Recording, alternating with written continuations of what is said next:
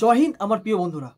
আজকে যে ভিডিওটা নিয়ে এসেছি সেই ভিডিওটা আমি আনতাম না, কিন্তু বারবার তোমরা একটা ভুল বারবার করছো আমাদের মতো।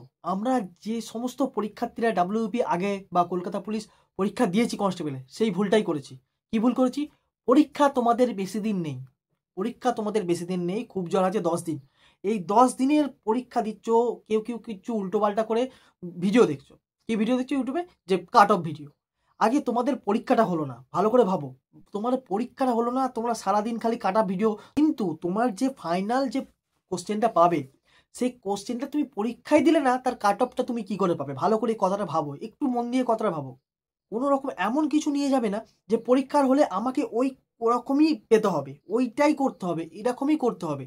কোশ্চেনের উপর ডিপেন্ড করে তোমাকে সব কিছু হবে। কিছু কোশ্চেন দেখবে ইজি থাকে, কিছু কোশ্চেন মডারেট থাকে, কিছু কোশ্চেন হার্ড থাকে। এই কোশ্চেনগুলোর মধ্যে তোমাকে খুঁজে খুঁজে বার করে তোমাকে নিজের মতো করতে হবে। একটা হার্ড কোশ্চেনে কখনো হাই কাট আপ যাবে না, একটা লো কোশ্চেনে কতটা মানে অনেকটা কম কাট আপ যাবে না, এটা কোনোদিন তো হতে পারে না। মডারেট কোশ্চেনে মডারেটের মতোই কাট আপ যাবে। কোশ্চেন লেভেলটা দেখতে হবে আগে। ভ্যাকেন্সি তো ঠিক আছে, ভ্যাকেন্সি একটা আছে, বাদ দাও, কিন্তু কোশ্চেন লেভেল যদি না দেখো তাহলে কি করে তুমি কাট আপের কথা ভাববে? আমি আমি তোমাকে বলছি 2018 পরীক্ষাতে কি হয়েছিল। 2018 সালে যখন পরীক্ষা দিই, মেন পরীক্ষা, সব থেকে বড় করতে গেলে আমি যখন পরীক্ষার হলে ঢুকি, তখন তার আগেই বলে দিচ্ছে এবারে যে পরীক্ষা প্রচুর ভ্যাকেন্সি আছে, 35 পেলে পাস করে যাবে। মাথায় কিন্তু গেঁথে গেছে যে 35 পেলে কিন্তু পাস করে যাবে। তুমি বিশ্বাস করো, তুমি ভাববে যে 35 তো পেয়ে গেছি, আর কিছু করবো না, আর কিছু ধরবো না। এই একটা জিনিস, এইটা হচ্ছে নেগেটিভ জিনিস। আর একটা জিনিস হচ্ছে, অনেকে অনেকে বলে দেবে এবারে যা পরীক্ষা, এবারে যা হবে, 60 না 70 না পেলে 80 না পেলে কখনো পাস করতে হবে না। কথার কথা ধরো আমি বলছি। তাই ভালো করে কথাটা বোঝো, কাট অফ নিয়ে মাতামাতি কেউ করো না। ফোকাস দাও হচ্ছে রিভিশন। এখন রিভিশনে ফোকাস দাও। এখন মেন টার্গেট হচ্ছে তোমাদের পরীক্ষাটা ভালো করে দেওয়া। সেই জন্য তোমাদের 10 দিন সময় আছে, ভালো করে মেডিটেশন করো। বারবার বলছি, ভালো করে মেডিটেশন করো। কাট অফের দিকে একদম তাকিও না। মেন পরীক্ষাটা ভালো করে দাও। ইংলিশ বলো, জিকে বলো, যেগুলো এখনো তোলার বাকি আছে ভালো করে রিভাইজ করো। নতুন কিছু করো না, এখন যেগুলো রিভাইজ করো, যেগুলো আছে পুরনো যেগুলো করেছো সেগুলোই রিভাইজ করো, বারবার করে বলছি। এবারে ডাব্লিউপি পিআরবি নতুন রকম প্রসেসে, যেটা ওল্ড প্রসেস ছিল 2018 আগে, সেই প্রসেসে তোমাদের পরীক্ষা নেবে। ভালো করে ভাবো। একটা মাত্র কোশ্চেন সিট। ডাব্লিউবি পিআরবি যত সম্ভব পুরো একদম কোনো রকম নিখুঁত পরীক্ষার কন্ট্যাক্ট করার চেষ্টা করছে। বারবার বলছি, কোনো রকম জালিয়াতি জোচ্চুরি করার একদম করছে না। তোমরা প্রসেস দেখেই বুঝতে পেরে গেছো। তাই একটা মাত্র পরীক্ষা রেখেছে, খুব ভালো করে দাও, পুরো একদম বেস্ট দাও। একটাই মাত্র পরীক্ষা, যারা একদম ভালো করে করবে, ঠান্ডা মাথায় করবে সব কিছু।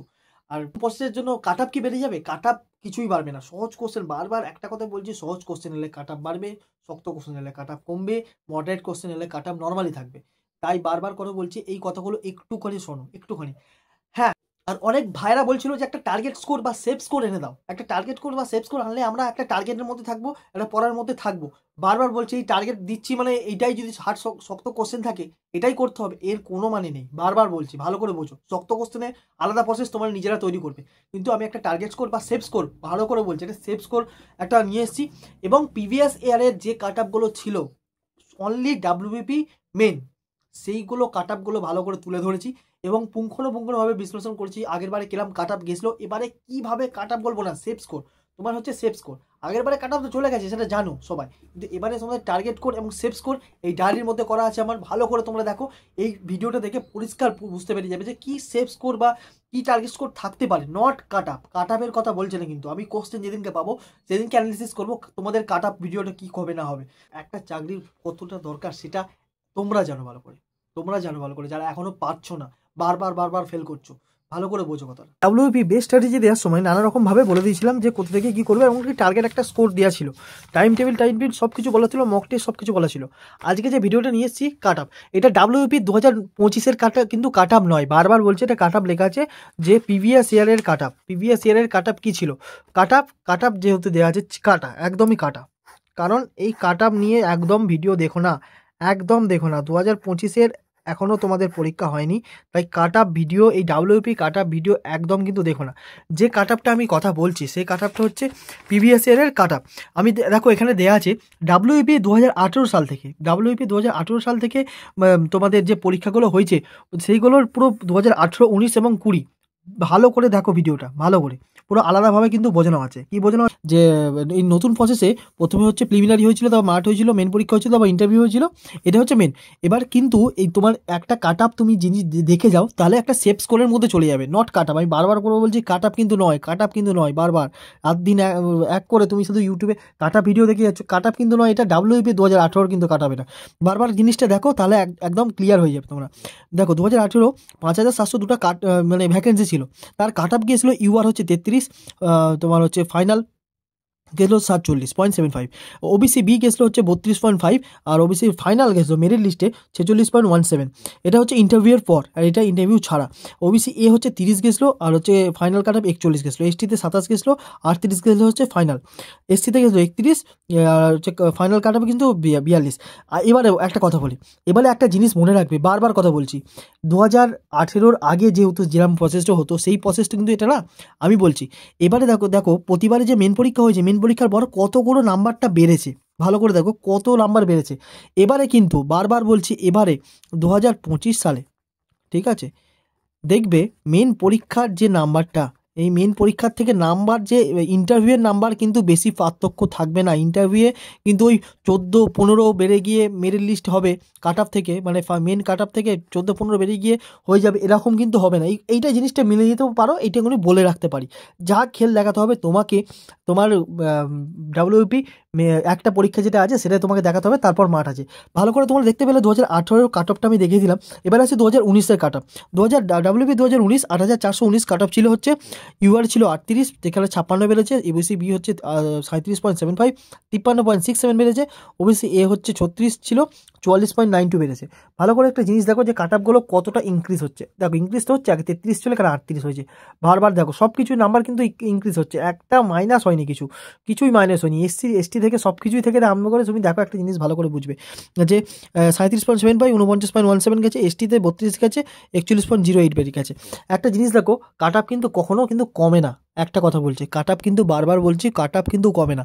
যেহেতু তোমাদের এবারে একটা নতুন প্রসেস, কেন বলছি যে পুরনো প্রসেস ছেড়ে দিয়ে পুরনো মানে 2018 আগের প্রসেস শুরু করছে, তাই এবারের কাট আপ কী যাবে না যাবে কিছু বলা যাচ্ছে না কোশ্চেন পেপার না দেখে। এবার আসি 2020 যে তোমার হচ্ছে মেল ছিল, মেল হচ্ছে 7440টা ছিল মেল, আর ফিমেল ছিল ভ্যাকেন্সি হচ্ছে 1192। আমি ফিমেলের কথা বাদ দিলাম, আমি যেহেতু মেলের কথা হচ্ছে, যারা ফিমেল আছো তারাও এইটা ধরে চলো, আমি কথা বলছি। UR গেছিলো হচ্ছে 42.5, সেটা হচ্ছে ফাইনালে মেরিট লিস্টে গেছিলো 58.75। ভালো করে দেখো, OBC বি গেছিলো 40.5, 57.25। OBC এ গেছিলো হচ্ছে 36.25, তো মেনে গেছিলো হচ্ছে 52.92, মানে ফাইনাল মেরিট লিস্টে। SC গেছিলো হচ্ছে 37.75, ফাইনালে গেছিলো হচ্ছে 54.25।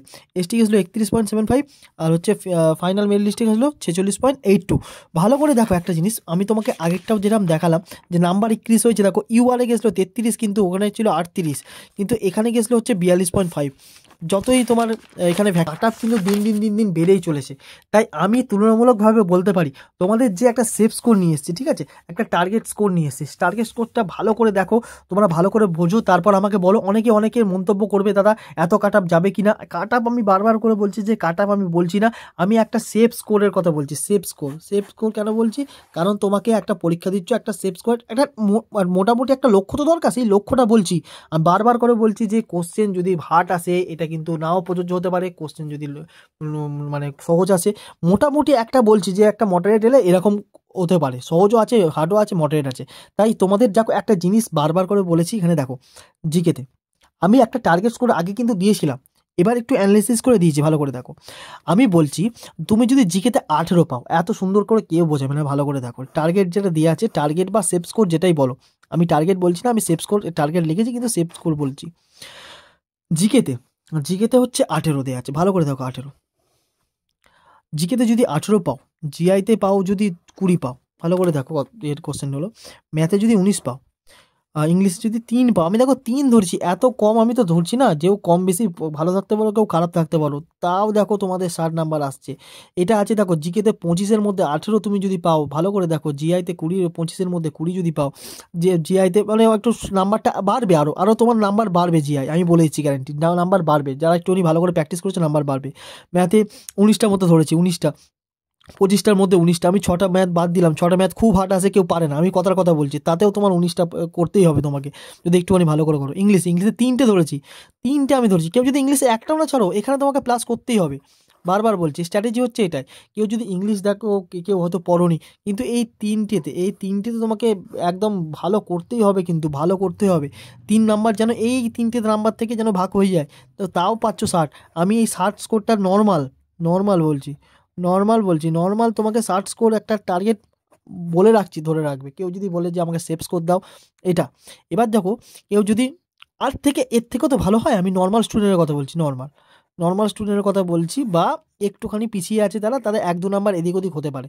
কিন্তু যারা একটুখানি ভালো পড়াশোনায় করো, মাঠ কিন্তু একটু গন্ডগোল আছে, মানে একটু ভালো পড়াশোনা থাকতেই তো পারে, অনেক দিন ধরে আছে পুরনো স্টুডেন্ট, তাদের জন্য দেখো 20 হচ্ছে জিকেতে, 25-এর মধ্যে 20, জিআই হচ্ছে 21, ম্যাথে হচ্ছে 20, ইংলিশে হচ্ছে 5। এবার অনেকেই বলতে পারে দাদা তুমি এত এত স্কোর পাওয়া যায় নাকি জিকেতে? 25-এর মধ্যে তুমি 20 পেয়ে যাবে বা 18 পেয়ে যাবে? দেখো, যারা ভালো করে পড়াশোনা করছে কিন্তু তারা কিন্তু পাবে। তুমি প্রিভিয়াস ইয়ারের যে কোশ্চেনগুলো আছে তোমরা মিলিয়ে দেখে নিও, কিন্তু তোমরা ভালো করে মিলিয়ে নিয়ে দেখে নিও, ওখানে কিন্তু নাম্বার উঠছে। বারবার বলছিস, অত আহামরি বড় বেশি হেভি কিন্তু কোশ্চেন আসবে না, বারবার একটা কথা বলছি। খুব সহজ সহজ কোশ্চেন আসবে, কোশ্চেনগুলো ঘুরিয়ে আসবে, না বাচক দিয়ে কোশ্চেন আসবে, বারবার বলছি। ম্যাথে দেখবে 19টা করা যায়, বারবার বলছি, করা যায়। ইংলিশে 3টেকেও যদি না পারে, কিন্তু এখান থেকে মাইনাস করবে। আর এইটা হচ্ছে যারা একদম একদম পুরোপুরি, যে মনে করো যে আমি ইন্টারভিউয়ে যাব, ইন্টারভিউয়ে আমার নাম্বার দরকার 7 বা 3, 4 দিলেও আমি পাস করে যাব, এই নাম্বারটা আমি মনে হয়েছে যে একটা সেফ। কিন্তু এইটা আমার ফাইনাল ডিসিশন নয়, কারণ বারবার বলছি এটা একটা নর্মাল অ্যানালিসিস। যারা ভাবছো যে কাট আপ করে যাচ্ছ, তাদের জন্য কিন্তু এই ভিডিওটা। কখন কাট আপ ভিডিও দেখবে? পরীক্ষাটা হয়ে যাক না, তুমি তোমার কাট আপের সঙ্গে অন্য কাট আপের সঙ্গে মেলাবে, তুমি বুঝতে পারবে তখন। এখন কাট আপ দেখে লাভ নেই, কোনো লাভ নেই, বারবার বলছি কাট আপ দেখে এখন লাভ নেই। যে সমস্ত ইউটিউব চ্যানেলরা ভাইরা যে ভিডিও করছে, তারা কিন্তু প্রচুর ভুল করছে, এটা কিন্তু প্রচুর। এখন তোমাদের কাছে খুবই কম সময়ের মধ্যে তোমাদের এখন কিন্তু মেন ফোকাস হচ্ছে পড়াশোনা ছাড়া কিছু হবে না। পড়াশোনা না করলে কোনো কাটা ভিডিও দেখে লাভ নেই।